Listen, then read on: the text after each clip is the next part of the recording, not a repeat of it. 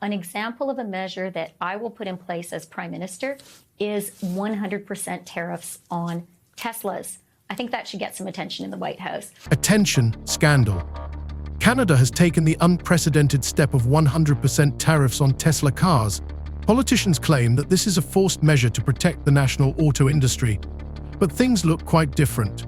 The reality is this: behind this decision are the major automobile corporations that have been trying to contain Musk's expansion for years. Elon Musk, known for his categorical nature, was not left out. His response was so harsh that it shocked not only the Canadian government, but the entire world community.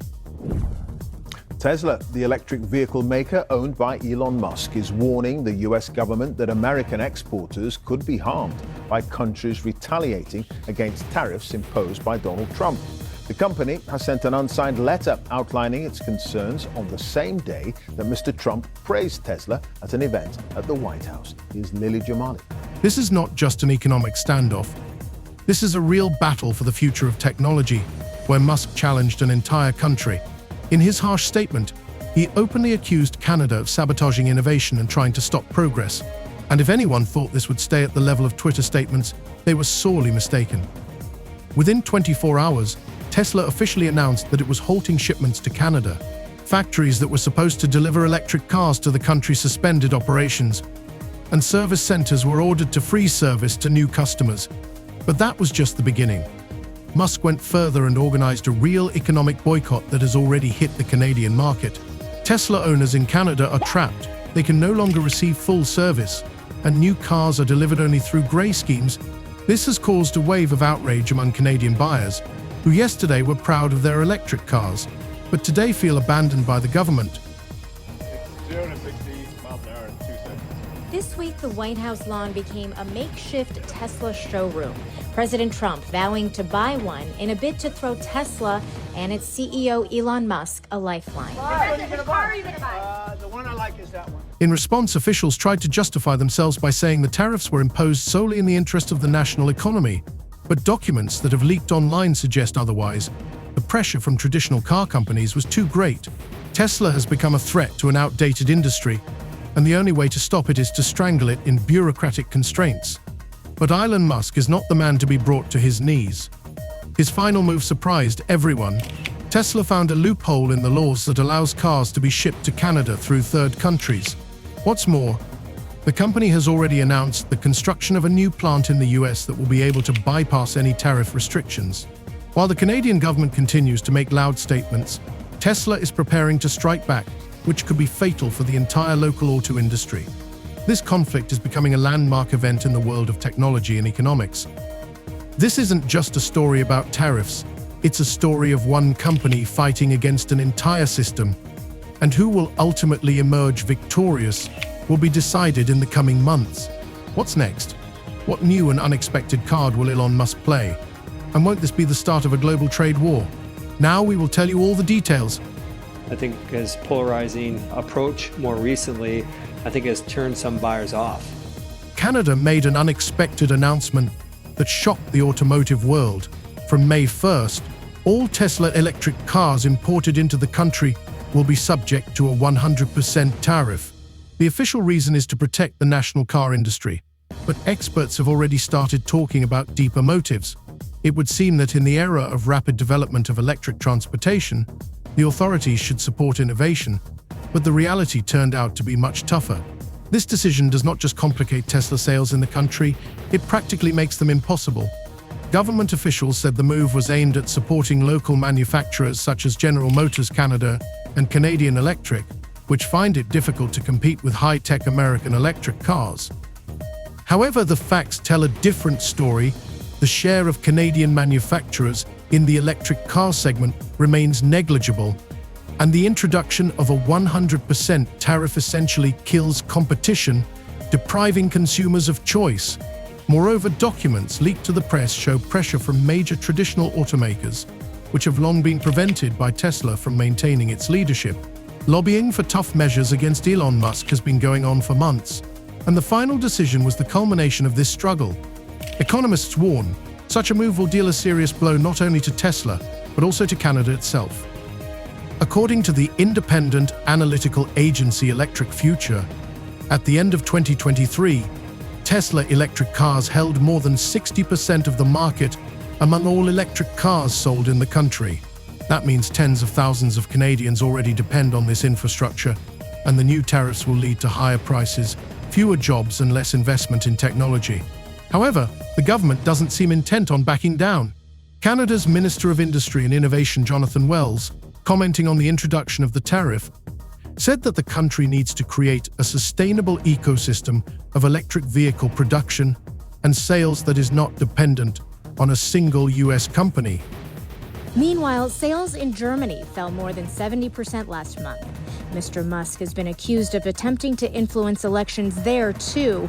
Early on Friday, 4 Teslas were set on fire in Berlin, police not ruling out a political motive, the latest sign of how charged the company's image has become. Lily Jamali, BBC News, San Francisco. But even that argument seems dubious when you look at the real picture. Canada has virtually no mass production of electric cars comparable to Tesla's scale, and local factories are not capable of meeting demand. Moreover, the capacity of U.S. automakers, such as Ford and General Motors, which also supply electric cars to Canada, has not been affected by these measures. This suggests that the authorities acted selectively, deliberately targeting Tesla specifically. It didn't take long for the public to react. Social networks literally exploded with comments from outraged buyers, who will now either have to pay twice as much for the same car or refuse to buy it at all. Many Twitter and Reddit users are directly accusing the government of acting in favor of the old auto giants who are afraid of competition. Moreover, prominent investors and entrepreneurs have already stated that such a move by Canada could lead to a decrease in foreign investment in the country, as it signals an unstable policy towards tech businesses. Among other things, it is unclear how the authorities intend to implement this decision in the context of already concluded contracts. Tesla has hundreds of pre-orders in Canada, and these customers will now either have to pay significantly more or demand a refund. In legal terms, this could lead to a series of lawsuits and protracted litigation, which will certainly hit the country's image as a reliable partner for doing business. But perhaps the most high-profile scandal was the statement of a former Canadian Finance Ministry official who, on condition of anonymity, told reporters about the inner workings of the decision. According to him, the issue of tariffs was raised back in early 2023, but initially it concerned all foreign producers, including European companies. However, under pressure from influential lobbyists, the final version of the law left only Tesla in the field of defeat, while BMW, Mercedes, and Volkswagen were left out. This once again confirms the version about a targeted hit, specifically on Musk's company. Interestingly, even within the Canadian government, there is no unified position on this issue. Some politicians have already spoken out against such a drastic step, fearing its consequences for the economy. One member of Parliament, speaking at the meeting, said that this measure will create more problems than it solves and could lead to a trade conflict with the United States. Washington has not been left out either. It is rumored that the Biden administration is already considering retaliatory measures against Canadian exports. All these events show that the situation is developing rapidly, and this is far from the end of the story. Tesla has long since become not just a car company, but a symbol of global change, and attempts to contain its influence invariably resonate. The question is how far the Canadian authorities are willing to go, and whether their decision will not turn against them. Elon Musk's reaction was not long in coming. On the same day that the Canadian authorities announced the introduction of 100% tariffs on Tesla cars, he got in touch with his Twitter followers, leaving a short but very eloquent message: "Stupidity knows no bounds. This is not a defense of the economy, it's an attack on the future." These words quickly went viral, generating millions of reposts, and the comments started an active discussion. Some supported Musk, calling Canada's decision an anti-market subversion, while others, on the contrary, argued that it was just a justified attempt to protect local manufacturing. However, Musk did not limit himself to words. Just a few hours later, he gave an interview for an American business publication in which he directly stated that Tesla does not intend to silently observe such a development. He emphasized that the introduction of tariffs is a politically motivated step, behind which are lobbyists of large car companies, and promised that the retaliation will not be long in coming. his next publication sounded even harsher. In it, he did not just ridicule the policy of the Canadian authorities, but made it clear that he was ready to take measures that would cause tangible damage to the country's economy. "You want to isolate Tesla from Canada? Fine, I'll help you do that," he wrote, and then, in his typical fashion, added, "But by the time your citizens realize they made a mistake, it will be too late." This was the starting point for the company's dramatic moves to show the Canadian government the consequences of their decision. Within 24 hours, Tesla's official website posted information about the suspension of deliveries to the country. All new orders for cars with a Canadian address were blocked, and company representatives confirmed that the measure was effective immediately. This caused a real shock to thousands of potential buyers who had already made deposits and were expecting their cars in the coming months. However, Musk did not stop there. Soon it became known that Tesla is winding down its investment programs in Canada. Back at the beginning of the year, the company was negotiating the construction of a large battery development center in Ontario, but now this project has been cancelled. Moreover, Supercharger's existing service centers and charging stations have been ordered to suspend infrastructure expansion in the country. This decision hit not only the government but also ordinary Tesla owners who were now facing difficulties with car maintenance. This especially affected residents of regions where electric cars have already become popular: Vancouver, Toronto, and Montreal. Many Canadian social media users began to voice their discontent, pointing out that the government's actions effectively left them without reliable service, forcing them to either sell their cars or look for workarounds. The real blow was Musk's decision to close all new job openings for Canadian professionals in Tesla projects. Up until this point, the company had been actively recruiting engineers and artificial intelligence specialists from Canada, offering them jobs at leading Tesla and SpaceX labs. But now, according to an internal order, all such offers have been withdrawn, and in one of the private speeches to the company's managers, Musk bluntly stated that if Canada wants to shut itself off from the future, we have no reason to help it. This sparked a flurry of criticism in academia, as Tesla had previously invested heavily in Canadian universities to help students and researchers develop cutting-edge technologies. This support has now been cut off, depriving young professionals of the prospect of working for one of the world's most progressive companies. Canadian authorities have tried to respond to these moves. In an official statement, the Minister of Trade said that Tesla's decision is unjustifiably harsh and against the interests of Canadians themselves. However, this response had little effect. Moreover, by the time this statement was released, the situation had already gone beyond economic confrontation and into information warfare. Musk continued his offensive by making another high-profile announcement.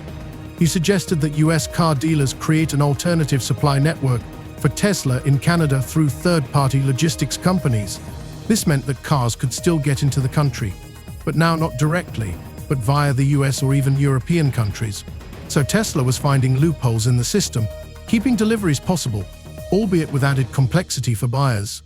But perhaps the most spectacular decision was the suspension of work to expand the network of charging stations.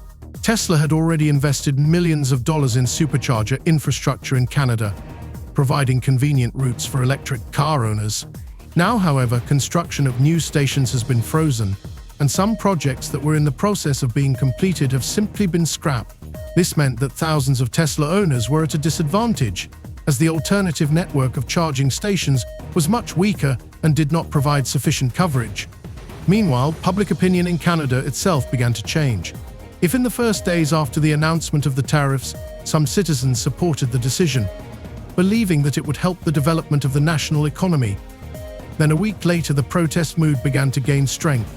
On major forums and social networks, Canadians expressed indignation, calling what was happening a mistake of the government. Politicians who promoted the tariffs as a way to stimulate local production were particularly harshly criticized. It became obvious that while the authorities were trying to restrict Tesla, they had dealt a serious blow to their own citizens, depriving them of access to advanced technology and convenient service. In the US and Europe, the situation did not go unnoticed either. US and European business analysts have begun to view the tariffs imposed by Canada as a wake-up call indicating a possible rise in protectionism against foreign companies. Tesla, as one of the leading technology corporations, found itself in the center of this process, and the actions of the Canadian authorities became a kind of precedent. At the same time, the US administration began to consider retaliatory measures against Canada, which only aggravated tensions. Thus, the conflict that started as a normal trade restriction turned into a full-scale confrontation affecting business, politics, and society. Tesla has demonstrated that it is not going to passively observe the actions of the authorities and is ready to firmly defend its interests. And Canada will now have to face the consequences of its decision, which may cost it not only investments, but also the trust of international business. The reaction of the Canadian government to Elon Musk's tough steps was not long in coming, but instead of trying to mitigate the situation, officials chose the path of excuses and diplomatic statements, which not only did not solve the problem, but also exacerbated it. Canadian Industry Minister Jonathan Wells said in an urgent address to the press that the country was not abandoning Tesla, but was only protecting its economic interests and allowing the local auto industry to develop. However, this rhetoric sounded unconvincing against the real consequences of the imposed tariffs. After Tesla suspended deliveries and froze the expansion of its infrastructure, the electric car market in Canada began to experience tangible shocks. First of all, buyers who had already placed orders and were now faced with the choice of either overpaying twice as much for a car or waiting indefinitely for the situation to be resolved suffered. The situation was getting worse by the day. Many Tesla owners faced problems with service. The company, following the new directives, gradually phased out its operations in Canada, which meant that spare parts began to be delivered intermittently, and urgent repairs became almost impossible. This hit Model S and Model X owners particularly hard, with warranty claims often requiring complex technical procedures available only at authorized service centers. Networks of independent service stations, which had previously cooperated with Tesla, also began to refuse to work with these cars, as the supply of original components was now delayed or stopped altogether. Auto dealers working with electric cars also found themselves in a difficult situation. In the days after the announcement of the new tariffs, Tesla sales in Canada plummeted by 80%, and layoffs began in some dealerships that specialized exclusively in the company's cars. Dealership owners tried to appeal to the government to reconsider the policy, but received the standard response that the market is adapting. However, no adaptation took place. Since other electric car manufacturers, such as Volkswagen and BMW, could not instantly replace Tesla in Canada, the supply in the market shrank, causing prices of used models to skyrocket. One report from analytics company AutoCanada noted that used Tesla values on the secondary market rose 35% in the first week after the tariffs were announced. Car owners realized that demand would soon surge and speculatively raised prices. But perhaps the most serious blow came to the reputation of the Canadian government. Despite all the statements about the need to support the local car industry, the situation inside the country began to develop not in favor of the officials. Surveys conducted in major cities showed that more than 60% of the population do not support the introduced tariffs and consider them a mistake. The young residents of the country, who saw Tesla not just as a car brand, but as a symbol of technological progress, were especially sharply inclined. In major cities such as Toronto and Vancouver, protests began to appear, at first small, within the framework of car clubs of Tesla owners, but then they began to be joined by activists advocating the development of clean technologies and the fight against climate change. At the same time, the international community began to react to the situation, and not only Canadian officials but also local businesses started to have problems. Tesla is not just a car manufacturer, it is a global corporation with powerful connections in different countries, and its departure from Canada has become an alarming signal for investors. American companies cooperating with Canadian businesses began to express concerns about political instability and the possible introduction of new trade barriers. Moreover, a number of experts said that the US could impose retaliatory restrictions on Canadian exports, which would seriously damage the country's economy. But while officials were trying to convince everyone of the correctness of their decisions, Elon Musk himself moved on to larger actions, which finally moved the conflict to a new level. In one of his interviews, he said that Tesla intends to revise its entire business strategy in relation to Canada and is already negotiating with logistics companies to create alternative routes for supplying cars to the country. The move caused quite a stir among Canadian buyers because it meant that despite government restrictions, Tesla would find a way to sell its cars bypassing official tariffs. Musk explained that this was possible thanks to agreements with dealers in US border areas who would be able to sell cars to Canadian residents without the need for official imports. However, this was not the only innovation. Another unexpected measure was Tesla's announcement to launch a special program for American owners of the brand's cars, who could temporarily lease their cars to Canadian residents. This scheme allowed Canadians to use Tesla without being subject to the new tariffs, and owners of cars from the US to receive additional income. The idea was met with an overwhelming response. Thousands of people began signing up for the new program, and Tesla received more than 12,000 applications from interested parties in the first week. Meanwhile, in Canada, the government continued to claim that the measures taken against Tesla would not have a critical impact on the economy. However, a month after the conflict began, reports from analytical agencies showed the first signs that the situation was developing far from what officials had planned. Prices for electric cars rose in the country, and the overall level of sales in the segment fell by almost 40%. This hit not only Tesla, but also other companies that were also supplying electric cars to the country. People became less willing to switch to electric vehicles, fearing new restrictions and possible service disruptions.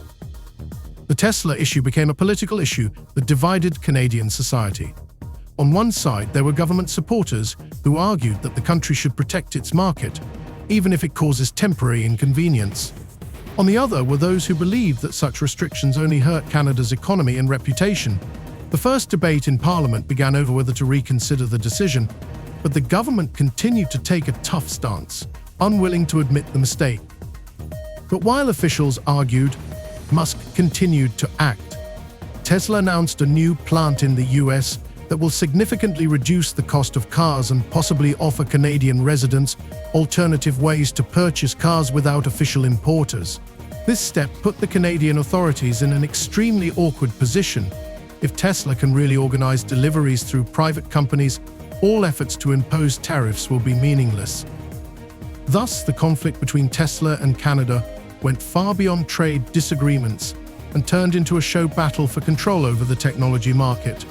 Canada tried to protect its industry, but faced stiff resistance from the company, which is not used to giving in. Tesla kept finding ways around the restrictions, and the Canadian government found itself in a situation where each new step only exacerbated the crisis. The only question was who would make the next move and how this confrontation would end. Elon Musk wasn't about to stop. After a series of high-profile announcements, Tesla officially announced the construction of a new plant in Texas, which will reduce the cost of cars, compensating for the losses from Canadian tariffs. Moreover, the company launched a program of bypass deliveries through independent dealers in the United States, effectively rendering the restrictions meaningless. The Canadian authorities found themselves in a difficult position. Customer protests were growing, the electric car market was falling, and Tesla was only strengthening its position. In the end, the government began to revise the tariff policy, but it was too late. Musk showed that any bureaucracy can be bypassed if you act quickly and decisively.